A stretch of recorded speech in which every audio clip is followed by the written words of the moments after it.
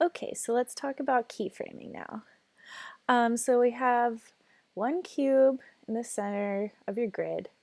I actually want you to have two cubes, so go ahead and duplicate the one that you've already made by hitting either Command D if you're on a Mac or Control D if you're on a Windows PC. So go ahead and do that, Command or Control, and then D on the keyboard. And that creates a new cube right on top of the other one, so you want to move it out of the way to make sure you have two of them. And then I just want to go ahead and put these on nice even numbers on the grid on the Translate X. So the one that's already highlighted is at -3. I'm just going to make that -5. And then I'm going to click on the other cube and I'm going to put that one at 5. All right. And then to cover keyframing, I want to have you guys just move both of these boxes from one end of the grid to the other. And so we are going to do that on the Translate Z direction. So go ahead and click on Translate Z for one of your cubes. And we're going to start it at the back of the grid, -11. So type in -11 for Translate Z for one cube, hit enter, then click on the other cube and do the same thing, hit enter. Alright, and now we're going to create a keyframe at the starting position on frame 1. As you can see, frame 1 is highlighted in the time slider.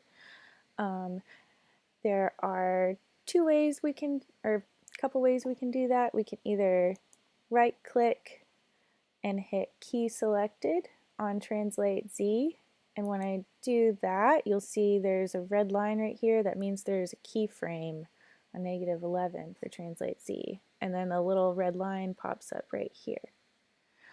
So we have that done for one cube. We want to do that for the other one also. Another way you can do that is just by hitting S on your keyboard. But see, the difference is when I do that, it gives me a keyframe for all of them, which I might not necessarily want right now. So I'm going to go ahead and hit Z, and that undoes what I just did. Right now, I just want the Translate Z to be keyed, so I'm going to right click on that, hit key selected. Okay. Now I want my box to move from -11 to 11, and I want both of them to do the same thing. So I need to think about how long I want it to take for my box to move. Oops, I didn't mean to do that, I'm sorry. I need to think about how long I want it to take for my box to move from one end of the grid to the other. And right now I'm thinking 2 seconds. So we have 24 frames per second. So that means in 48 frames, I want my box to be at the other end of the grid. So what I'm going to do is go to click on frame 48, and then I'm going to move Translate Z to 11. So I'm going to type in 11 and Translate Z and hit enter. And then hit. And then once I hit, oh, never mind. Now I'm going to right click on Translate Z and hit key selected.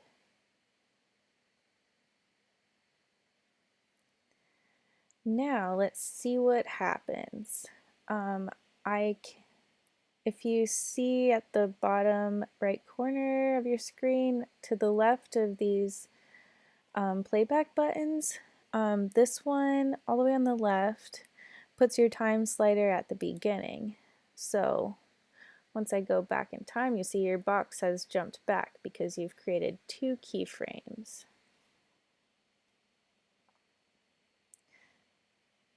This triangle right here plays your animation, so click that to make sure your box slides. Nice. And then click it again to stop it. Okay, now what we want to do is go to the start of the playback range again, so click the back button, and we want to make the other box also move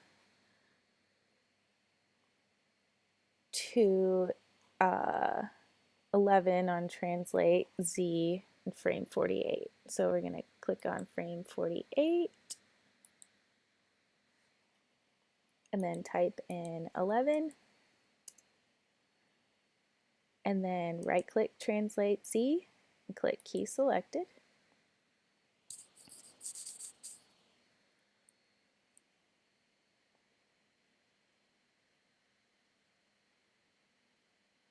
Now you can also avoid having to right click this and hit key selected if you have an option called auto keyframe turned on, which is down here.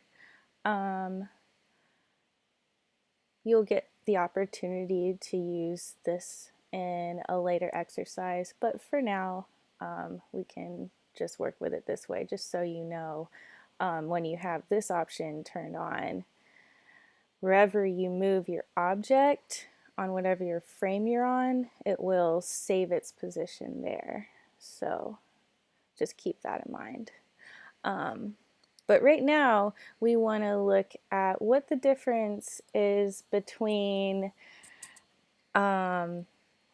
these 2 boxes if we have just one of them moving at a rate with slow in and out and the other one moving at a constant rate. And so at this point we're going to take a look at the graph editor in order to do this.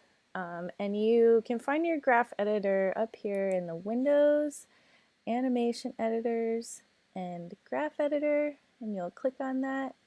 I've got mine put in a tab up here, so I'm just going to do that.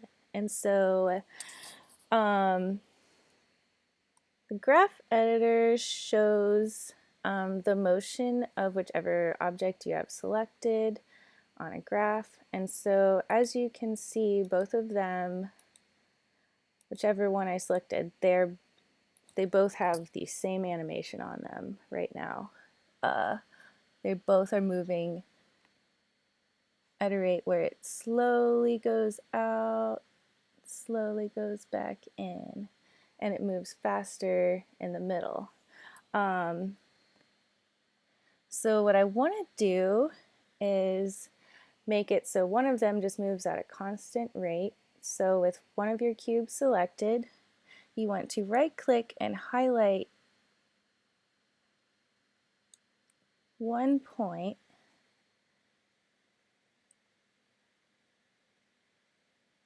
and then we're going to click this break tangents button.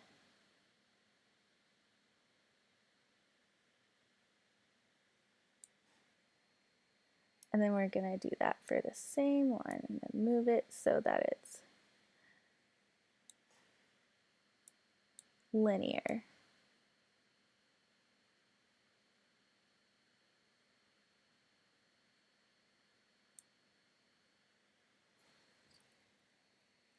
Now, if I hold down Shift and select the other cube, you can see the difference in the 2 graphs.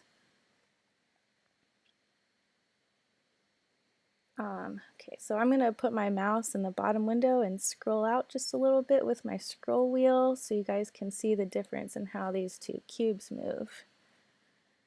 So hit your play button.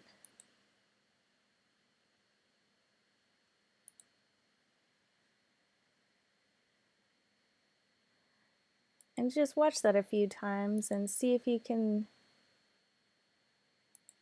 tell the difference.